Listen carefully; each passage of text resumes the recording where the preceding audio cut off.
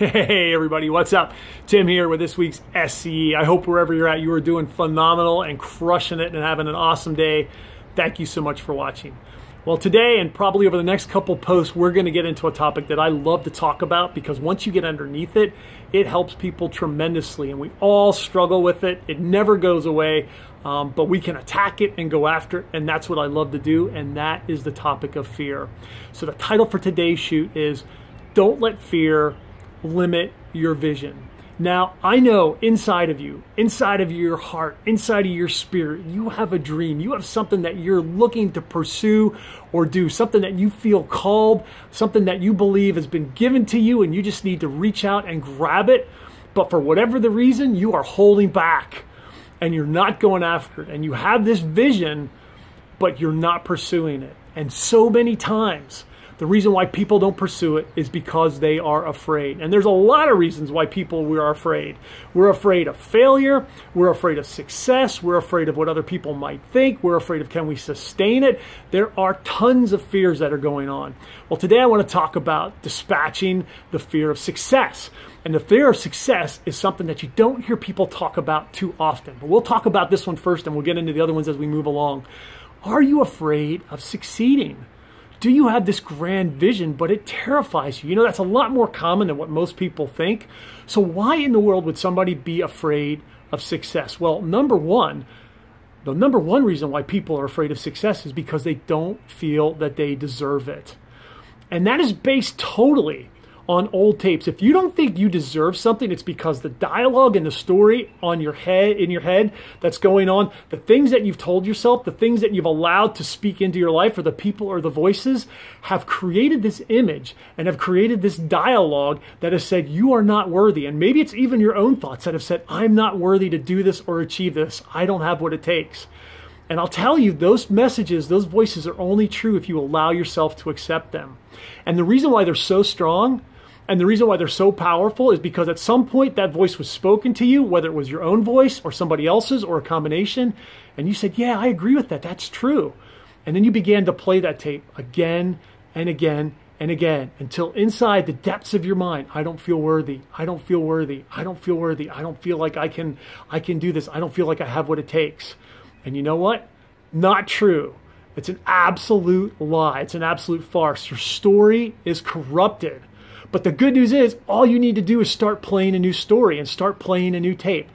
Some people are afraid to succeed because they don't think that they can maintain the energy. They don't think that they can maintain the effort. And you know what? That's also based on your story because you have all these assumptions, all these beliefs that you've created that you can't really substantiate. You might have looked at comparable people or comparable situations, but you can't validate the fact that your situation is going to require you to sustain a certain amount of effort. Now, you can have a pretty good idea, but you've convinced yourself that this is true. And even if it is true, you've convinced yourself that you don't have the ability to sustain it. You don't have the ability to go in and maintain that success. And ultimately, what's probably going on underneath the surface is you're afraid to fail there. You're afraid of what other people are going to think. You're afraid of letting people down. You're afraid of some kind of loss. And you know what that's based on? It's based on the tapes that you're playing inside your head. You've embraced a negative story.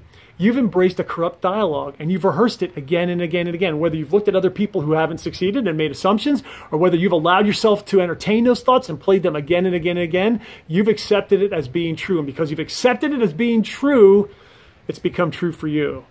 Now, there's a bunch of different other reasons we can talk about, but you're seeing where I'm going here. A lot of times the fears that we have in our head are based off of the story that we tell ourselves, based off of the dialogue going inside of our own mind. But the good news is we can change that. All you need to do to change that is write out a story of the way you want things to be. If you could see the ideal situation play out, if you could see yourself succeeding, if you could see everything going right, what would that look like? Write that out and write it in as much detail as you can. And then what you need to do is you need to start to build that into your psychology. And the way you do that, folks, is through time and repetition. The way that old story grew hold, the way that old dialogue grew hold, was through time and repetition. You repeated it to yourself day in and day out, and you probably listened to voices that agreed with it, and you probably found all kinds of evidence to support it. It was based on your thinking. But if you start to think, I can do this, I do have what it takes, whatever it is, write out the story that you want and stop practicing the story that you don't want. Write that story out in all its detail. Practice it in the morning when you get up and practice it in the evening when you go to bed. When I say practice, I mean you read it. Find as many times during the day as you can read it. Now, you need to put the work in. You're going to need to make this happen. It's not going to happen on its own, but you're trying to get to the point where it becomes automatic. You're trying to get to the point where it becomes unconscious competence, meaning you don't need to think about it. It just shows up automatically. And the way you do that is through time and repetition. Look, you're going to think about something either way. And typically we think about in our cars, right? We worry, which is what that mental rehearsal is. We worry and we think about this isn't going to go right. That's not going to go right. So you're already doing it. All you need to do now is be intentional about it. Create a script. Maybe it's only 2 or 3 lines long, but I can do this. I have what it takes. I can make it happen. I will either make a way or I will find a way. I will not look for a way out. Whatever your story is, whatever your script is, whether it's 1 sentence, 2 sentences, or 10, commit it to memory and then be intentional. Because what's it worth? What's it worth to achieve that dream? What's it worth to go after that goal? And I know you want to win. I know you want to get there. But even a more important question is, can you live with losing? Can you live with not getting what you want? Can you live with on your deathbed, you say, I wish I would have gone for it, but I didn't. So to change it, all you have to do is change your story. Your fear of success is in your mind. Change the dialogue, and your actions will start to change and your results will start to change, and you will develop that confidence and belief in yourself, and you will start to pursue it. And it's in taking those little actions and then gaining momentum that you're going to get charted on the course that's going to lead you to success and lead you to what you want. So this is Tim with today's SCE. Hope you found that helpful. Do not be afraid of success. Go after it. Change your story and you'll change your results, and you will achieve whatever it is you're going after. Have a great day. I'll talk to you soon.